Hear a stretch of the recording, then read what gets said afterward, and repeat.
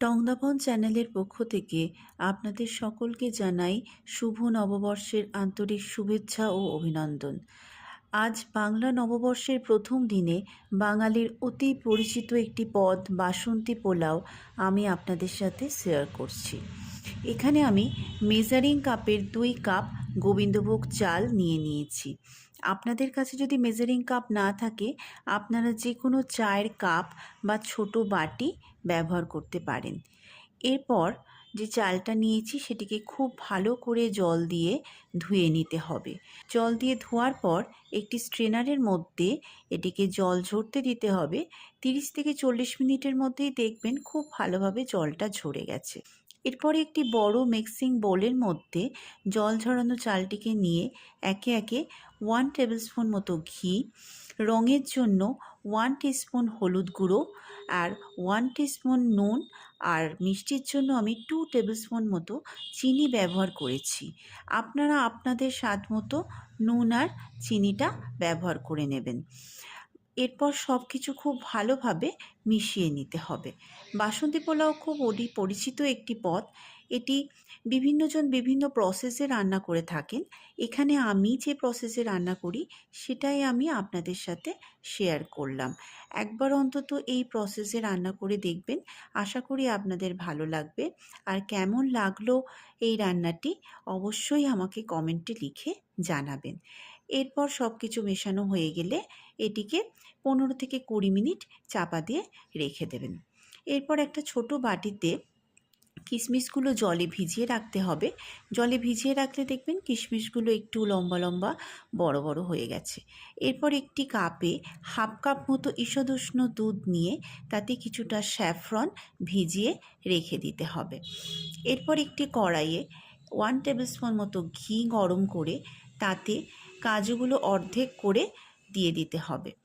কাজুগুলো যখন দেখবেন হালকা বাদামি বর্ণ হয়ে এসেছে, তার মধ্যে আবার জলে ভেজানো কিশমিশগুলো দিয়ে দেব। তারপর সেগুলোকে হালকা নাড়াচাড়া করে একটি প্লেটে তুলে রেখে দিতে হবে। খুব বেশি নাড়াচাড়া করবেন না, তাহলে কাজুগুলো পুড়ে যেতে পারে। এরপর ওই একই কড়াইতে আমাদের ম্যারিনেটেড করা চালটা এবার আমরা দিয়ে দেব। চালটিকেও এবার হালকাভাবে নাড়াচাড়া করতে হবে। খুব বেশি নাড়াচাড়া করার দরকার নেই, চালটি তলায় লেগে যেতে পারে। বাসন্তী পোলাও আপনারা নিরামিষ আমিষ যে কোনো পদের সাথেই সার্ভ করতে পারেন। সব কিছুর সাথেই এটি ভালো লাগে। অনেক উপোসের দিনেও আমরা এটিকে ব্যবহার করে থাকি নিরামিষ পদ হিসেবে। এরপর ভেজে রাখা কাজু কিশমিশ এগুলোকে আমরা ওখানে অ্যাড করে দেবো। তারপর সব কিছু ভালোভাবে মিশিয়ে আবার হালকা হাতে নাড়াচাড়া করে নিতে হবে। এই সময় আমি যে মেজারিং কাপে চাল নিয়েছিলাম সেই মেজারিং কাপেরই জল মেপে 4 কাপের একটু কম জল আমি সসপ্যানে গরম করে রেখে দেবো। এখানে আমি একটু 4 কাপের কম জল নিয়েছি, কারণ আমি 1/2 কাপ দুধ ব্যবহার করব। এরপর একটি বড় প্যানের মধ্যে আবার একটু ঘি এবং একটু সাদা তেল নিয়ে সেটিকে গরম করে নিতে হবে।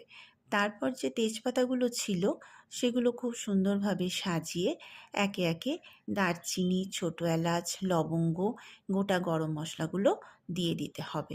এই সময় গ্যাসের ফ্লেমটি লো রাখবেন। তারপর ভেজে রাখা চালটা এর মধ্যে দিয়ে দিতে হবে। এরপর আমরা যে জলটা গরম করে রেখেছি সেই জলটা এখানে ঢেলে দেবো। আপনারা যে কাপে বা বাটিতে চাল নেবেন সেই কাপের মাপে বা বাটির মাপে জল ব্যবহার করবেন। আপনি যদি 2 কাপ চাল নিয়ে থাকেন অবশ্যই 4 কাপ জল মানে সবসময় ডবল জল ব্যবহার করবেন। আমি এখানে 4 কাপের কম জল একটু নিয়েছি, কেননা আমি 1/2 কাপ দুধ ব্যবহার করেছি। সব কিছু দিয়ে এবার একটি ঢাকা দিয়ে রেখে দিতে হবে। দেখবেন 5-6 মিনিট পর আমি এই ঢাকাটা খুলবো, জলটা ফুটে উঠেছে। গ্যাসের ফ্লেমটা এবার লো করে দিতে হবে। এরপর আমি স্যাফরন মেশানো দুধটা এখানে অ্যাড করে দিলাম। এরপর একে একে 1 টিস্পুন মতো কেওড়া জল আর 2 টিস্পুন মতো গোলাপ জল অ্যাড করব, আর 1/4 টিস্পুন মতো মিঠা আতর এখানে আমি অ্যাড করে দেবো। খুব সুন্দর একটা গন্ধ বেরোবে, এই সময় লক্ষ্য রাখবেন। আবার আমি একটি ঢাকনা দিয়ে এটিকে চাপা দিয়ে রেখে দেবো আধ ঘন্টার জন্য। এরপর আমি গ্যাসের ফ্লেমটা অফ করে দেবো। ওই আধ ঘন্টা টাইমের মধ্যে দেখবেন ওই গরম ভাপে সমস্ত চাল সেদ্ধ হয়ে যাবে। আধ ঘন্টা পর ঢাকনাটি যখন খুলব, দেখুন সমস্ত জল টেনে নিয়েছে আর আমাদের চালটাও খুব সুন্দরভাবে সেদ্ধ হয়ে গেছে। দেখুন আমাদের একদম ঝরঝরে বাসন্তী পোলাও রেডি। এরপর এই ঝরঝরে বাসন্তী পোলাও আজ পয়লা বৈশাখ, আজ দুপুরের লাঞ্চে আপনারা যে কোনো পদের সাথে এটি পরিবেশন করুন। আর আমাকে অবশ্যই জানান কেমন লাগলো আজকের ভিডিওটি।